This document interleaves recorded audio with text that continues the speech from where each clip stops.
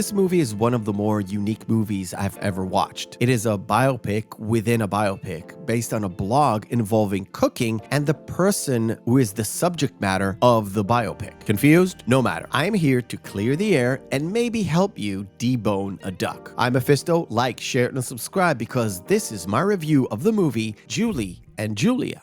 I will be making boeuf bourguignon, which was the first dish our distinguished guest cooked upon reading Mastering the Art of French Cooking for the first time. The movie Julie and Julia was based on a blog written by Julie Powell, in which she documented her struggle to cook all 524 recipes from the book Mastering the Art of French Cooking by Simone Beck, Louisette Berthold, and Julia Child. The latter is the main focal point since Child became a household name in the US after the book came out and after she started hosting her own cooking show on TV. Loose sort of mass, like, oh, that didn't go very well.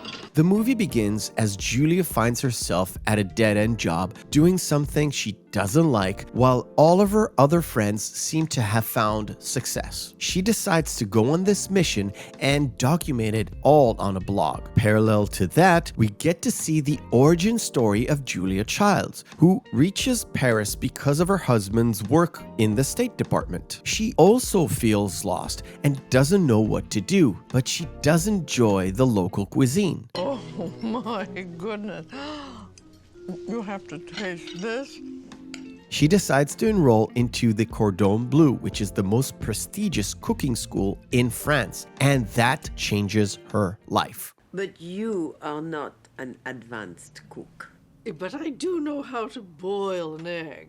She meets Simone and Louisette and decides to join them in teaching Americans how to cook, and they all decide to write a cooking book together. On the other end, we see Julie struggling to complete her mission as the workload of cooking and blogging hurts her real job and her relationship with her husband.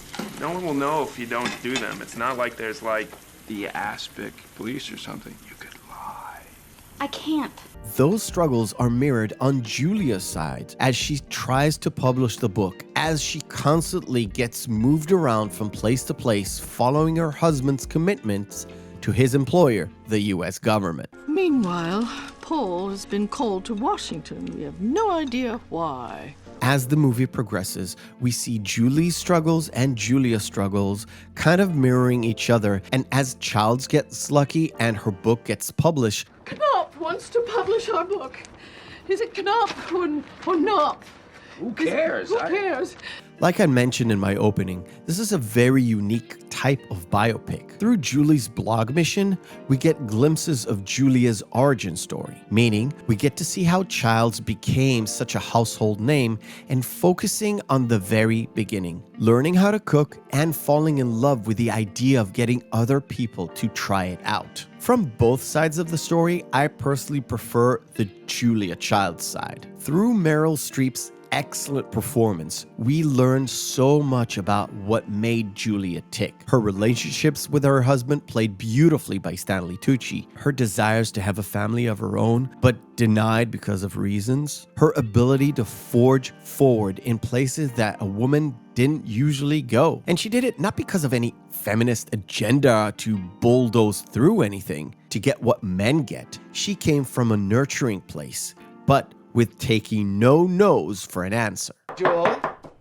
Oh? You're being a little over-competitive, don't you think? Well, you should have seen the way those men looked at me. In the way Meryl Streep portrayed her character, it felt at times that Julia just outworked everyone around her. She was upset that Louisette didn't pull her weight, but she wasn't willing to cut her out. When I got into the actual love story between Julia and her husband Paul, I found that the movie actually had to tone it down a little bit because both Julia and Paul were a very frisky couple. Now, this is just an added charm to the whole side of that movie story, but if you know, you'll recognize it in the movie. But otherwise, it's an unrelated side note. Stuff the, what's that word? Poulet, the hen. Right, hen, until she just can't take it anymore. As for Julie's side of the story, I found myself at times a bit frustrated in the way she handled herself. Julie seems aloof and ditzy in comparisons to Julia. She does set goals and forces herself to go through them, but never looks like she's confident. Maybe it's just Amy Adams acting or something, but that's what I experienced. And then I was trussing the poulet rôti à la Normande, which is roast chicken stuffed with chicken livers and cream cheese, and it fell on the floor. And the key factor that keeps this movie on rails is that mirroring effect. The trials and tribulations that Julia is going through are the same, but in a little bit of a different way than Julie's trials and hardships. Julie's husband mirrors Julia's husband, but in a completely different way. The main focus here is they're both very supportive and love their women. There are always points of reference on Julie's side towards Julia's story. Sometimes it's actually to fill an information gap. Sometimes it's just watching an old SNL skit about Julia. Julie puts herself in the shoes of Julia, even though she might not live up to the standards of Julia herself. They do insert the fact that Julia disapproves of Julie's blog, thinking it's not serious, which kind of crushes Julie. Julia hates me.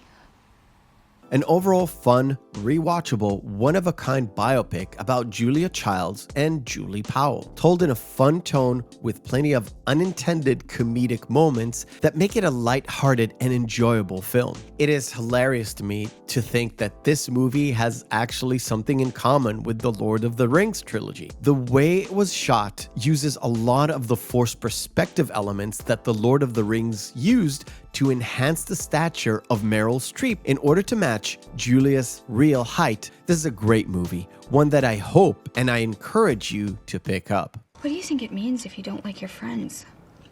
It's completely normal.